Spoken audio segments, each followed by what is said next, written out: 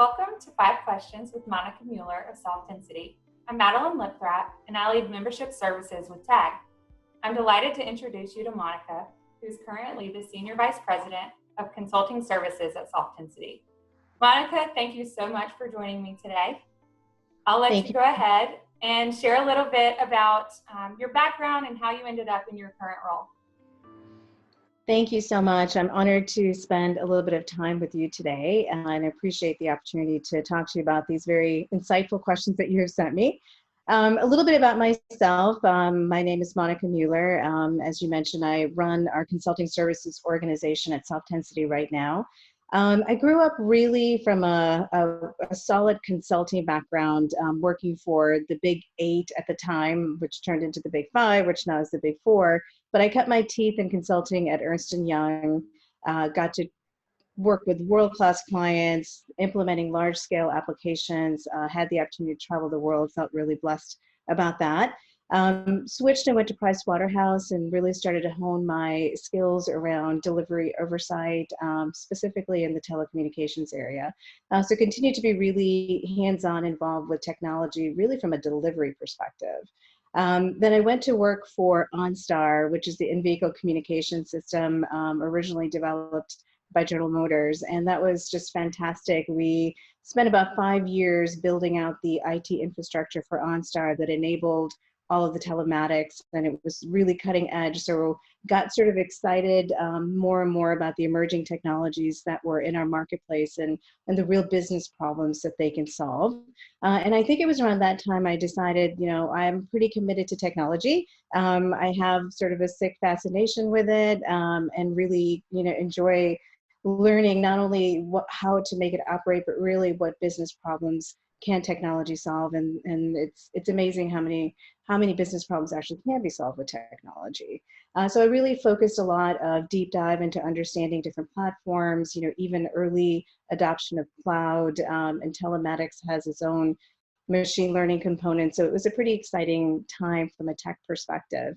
After doing that for about 5 years, I took about 4 years off to have my babies, which they're no longer babies. My oldest baby turned 17 just yesterday.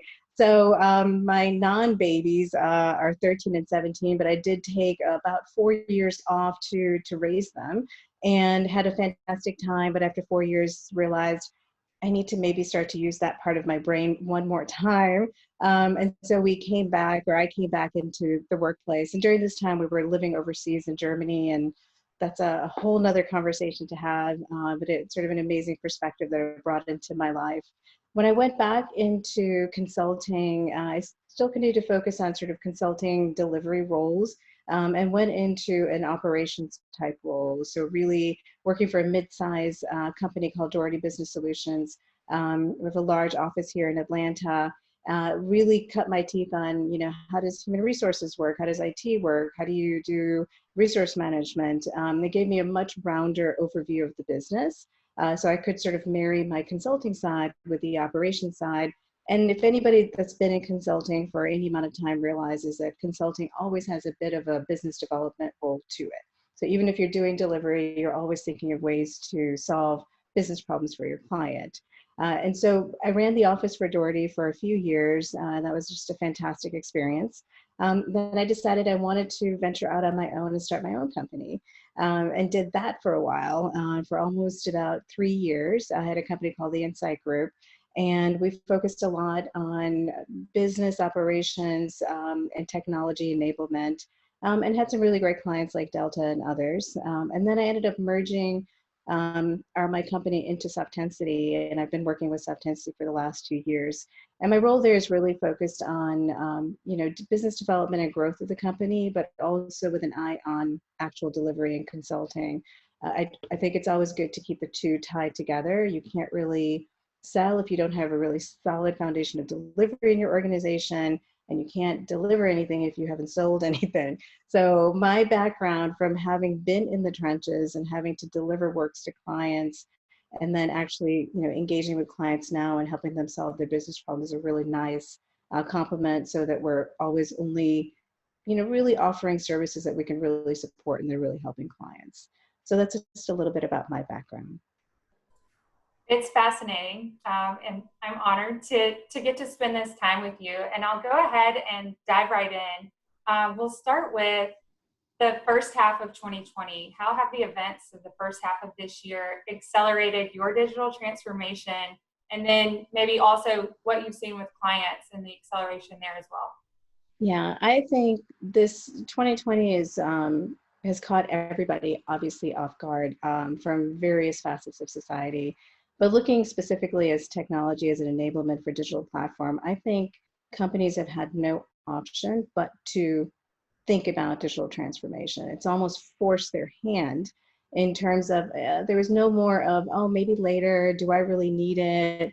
I'm old school, everything we have works fine right now. When the normal vehicles of revenue generation and customer service were not available to companies anymore, digital was the way to go. And I think it forced people to accelerate their digital roadmaps. It forced them to think about really what does digital mean in terms of being able to maintain business operations really at almost at a basic level, and then obviously continue to engage with the marketplace with their products and services. So, everything from restaurants that all of a sudden had websites that didn't have websites before, or, buy online, pick up at store.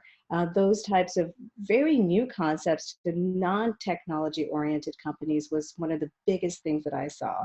All of a sudden, restaurant owners who didn't want to deal with tech and just were great behind the kitchen were now wondering, how am I going to reach my customers? And they turned to technology and technology service providers like us to help them with that. And that really spanned even companies that thought they had a mature digital model, realized there were weaknesses and gaps in their models, whether it was the supply chain not really being able to support what was being offered in these new digital channels, or the volume that was put and the stress that was put on the supply chain. So I guess I would say I've seen it almost in every single client, and it's not just getting online, right, or having a website or being able to transact digitally. It's really all of the supporting processes and business functions around that really needed to take a good look at. And what I see is people and companies that have engaged and enabled and embraced the fact that they must change in this environment are the ones that are doing well, or at least sustaining. And then those that are just sort of, are not quite there yet are the ones that I think are suffering a little bit more. And of course, we want to help those clients too. And so, given all of this, how has this changed the way that your team is communicating internally, as well as the way that you're communicating with clients? And it's changed it in every imaginable way. It has forced us to completely rethink how we engage with each other and how we engage with our clients. What we once thought was not an effective model, impossible. How can we do business with clients that we can't see and shake their hand and look in the eye? How can we hire people that we've never physically seen before? Well, I can tell you, I've now hired 4 people into my sales organization. I've never met them in person. And it's going pretty well. And so it's just absolutely fascinating that when you have to do something and you have to make it successful, you really do find a way. I'm probably going to get this saying wrong, but necessity is the mother of invention. I remember my mom saying that to me as we were growing up is, there's no problem you can't solve. You just are going to have to sometimes figure out creative solutions. So we obviously went remote when all of this really became very clear what we were dealing with.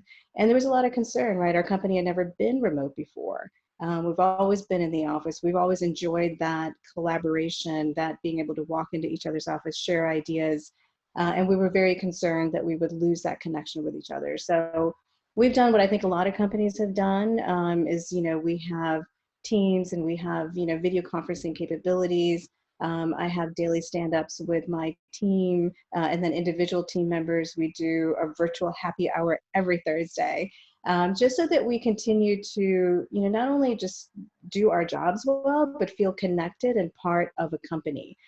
So one thing I've learned over the years of having hired many people is that the key to enabling success with employees is just a sense of engagement with the organization. And if they don't feel engaged, if they feel disconnected, it becomes harder for them to be part of the company and be successful. And that engagement became, infinitely harder in this environment. But it has shown us that things are possible. So we continue to hire people we've never met in person, and we continue to engage with clients via, conversations like you and I are having now. It helps that I think everybody's in that situation, right? So there's, less expectations. Sometimes, there's some clients are also just relieved that they can do business, virtually. I grew up sort of as a road warrior during my time, with EY and PriceWaterhouse, where Sunday night to Thursday, that was my weekly routine. And now clients are like, wait a minute, you can actually work from home. So it has given, I think, people back their quality of life.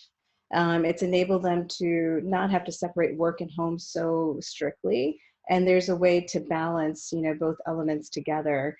And that's one of the great things that I've seen, come out of this is we realize there's different successful ways of doing business. Right. And so just as a follow-up to that, do you see this, some of this virtual reality that we've come into, do you think your company will stick with it? Or do you think eventually everyone will be back in the office, or maybe a mix of both? So I will certainly be an advocate of that. I absolutely love it. I love, don't get me wrong, I miss the feeling of being in the office. I miss sort of even just the water cooler conversations, right? I miss that impromptu interaction. But I think that when things start to go back to normal, I think we'll likely do some sort of a hybrid. We've proven that we can all be very successful and advance the business, support our clients virtually. And so going back to the old model doesn't seem like we need to do that. But but it would be nice to have an option to be able to be at home, be productive, and to be in the office as well. So that's sort of what I would anticipate. We know we're not going to go back until the beginning of January. So I think we would continue to evaluate the situation. Right. And so through this, what technologies have you found to be super successful to your company? Which ones can you absolutely not live without? I thought about that question, and there really isn't one. There's the technologies that we have really solve different things for us, right? And if one wasn't there, we would have a gap, we would have a challenge. So we obviously need technology like Zoom, right? We use GoToMeeting, and that's necessary. Being able to see somebody, I think, adds a real personal dimension to the conversation. And it's important. You can pick up on that body language and really have that as much of a real-to-real, face-to-face interaction as possible. But we also have tools internally that have, automated some work processes for us that, from a sales perspective. So, for example, we actually quite luckily had just implemented SalesLoft, which is a sales enablement platform really right before we were all working from home. And this is a great tool to enable the sales team to be able to really on a daily basis keep track of their work activities and have a 360-degree view of their customers, help them with account management and supporting their clients. So that's been a really important technology that we've incorporated. But in terms of a favorite, I don't really think I have a favorite. I think I need them all in order to have a really productive day. I agree. I feel like it's a great mix. They all work well together.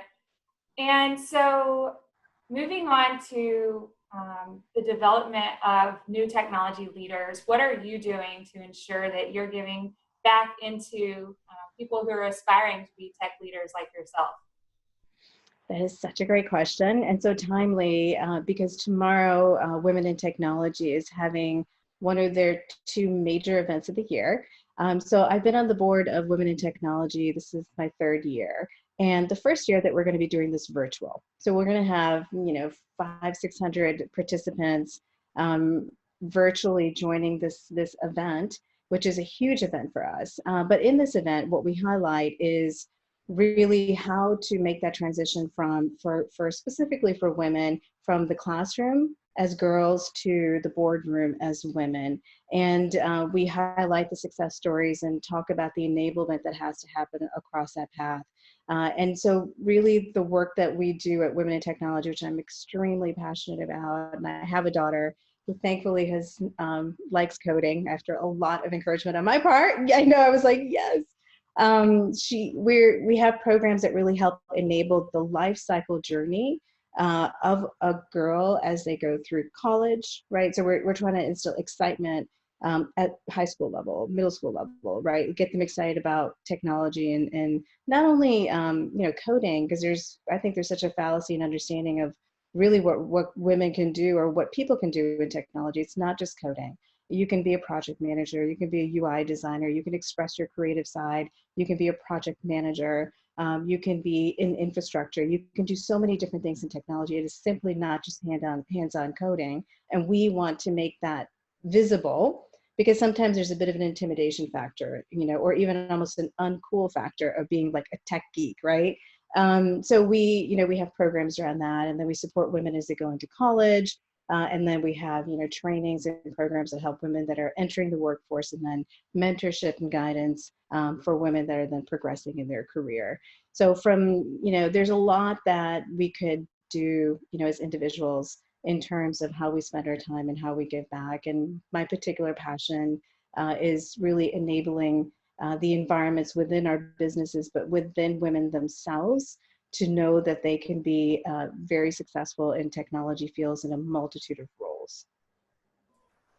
That is phenomenal. And as a follow-up to that, at what point did you realize that a career related to or in the technology field was something that you could do? So I'm going to take you back to maybe when I was 7. Because my mom was, at that time, she became one of the first software engineers of her gender at a very big bank. And she was coding in COBOL. If you even know what that is, that's like one of the oldest languages that exist from a software development perspective. But she was a COBOL programmer. She was the only woman working amongst a sea of men, and she persevered, and she had a lot of passion for being able to create things, because she viewed technology and software development as building. It's like building, it's like an art. You're bringing pieces together and you're creating a capability that didn't exist before.